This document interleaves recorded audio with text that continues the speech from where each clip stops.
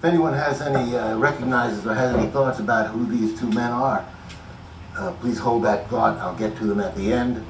I'll tell you this much though, that they were both fighters. That is, boxers, in that they studied the art of boxing for all of their adult lives, as have I.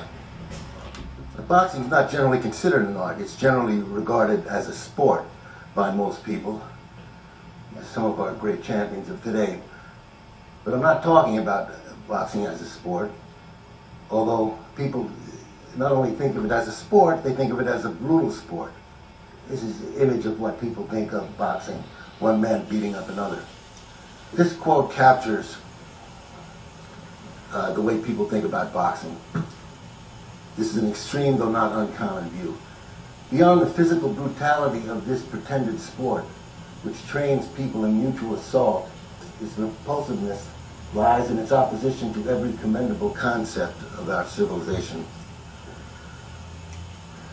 I beg to differ, and over the next few minutes, I hope to convince you all that boxing is one of the highest achievements of civilization, as hard as that might be to believe.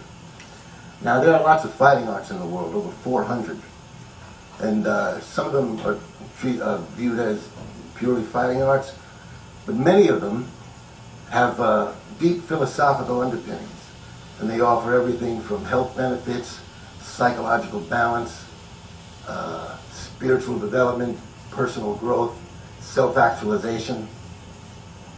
Some of them, Qigong and Tai Chi, have evolved entirely away from the fighting aspect, and they concentrate only on personal development. But what does boxing offer, besides this perceived brutality? Let's get into the philosophy of boxing, because boxing came into existence at the very height of the Age of Enlightenment. In 1740, David Hume wrote a treatise of human nature, and about 22 years later, Jean-Jacques Rousseau wrote The Social Contract. Now, at the time, philosophers throughout Europe were trying to define what it meant to be a human being, and not only that, but how can we create a civil society? But right in the middle of that, a man named Jack Broughton wrote the first rules of modern boxing, and in it he said, "No person is to hit his adversary when he is down." And he began to define what modern boxing was. It was 100 years before the London Prize rules came into effect, and they included the rule that it shall be a fair stand-up fight. And then shortly after that, the Queensberry rules, which included the fact that no wrestling would be involved. Now, these three concepts define boxing and define boxing's perception on not only what it is to be a human being, but how we create a civil society. Because in a civil society, we just don't hit a person when they're down. It just goes against everything that civil society is all about. And the fact that it's a fair stand-up fight goes back to what it means to be human. Because to be human means to stand on our own 2 feet. That's what makes us a noble species. And that's what makes it a noble sport. And the fact that there's no wrestling involved is because we don't restrain people and make them submit. In a civil society, we neither want to be made to submit, nor do we want to make other people submit. Get into boxing human nature. I'm going to have a little fun with this and go back to a way that we can look at human nature in lots of different ways. And one of the ways that we look at human nature is the Myers-Briggs dichotomies. Now we can use these principles of energy, information, decision-making, and lifestyle, and we can call it Briggs versus Myers, to put in a boxing context. And to even have a little more fun with it, we'll put some faces on it. Because these two fighters exemplify the dichotomy.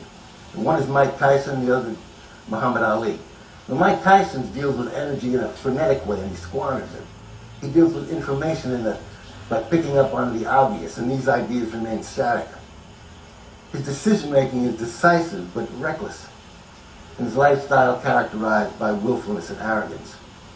On the other hand, the great Ali, whose nature as a boxer, deals with energy in a calm way, and he conserves it. His information, the way he deals with that, is a subtle and dynamic way. He processes thoughts.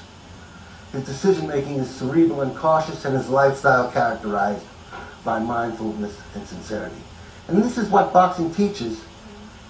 And you can still have all those great qualities and be the baddest man on the planet. Now, the principles of form are particularly important. This is one of the ways boxing teaches punching. You have to be grounded. Footwork is everything in boxing. Footwork is everything. If you're not grounded, you can't be balanced. But when you're grounded and balanced, that's not enough. You have to be centered. Groundedness, balance, and centeredness allows you to develop form. Now they call it kinetic linking. Boxing's known about it for a long time. And then once you're grounded, balanced, and centered, and your muscles move together with kinetic linking, and then you can move in time and have rhythm. And that's what boxing teaches. And that's what gives power to a punch. And these principles can be applied to every aspect of life. And I could give you many examples, but I'll give you just one. When you're writing an essay, it has to be grounded in truth. In Harvard, that means research and citations. You better get it right. It has to be balanced, showing all sides of an issue. It has to be centered on a particular idea. It has to have form, and all parts work together. It has to flow with the rhythm, and that's what gives an essay power. And these are the things that boxing teaches.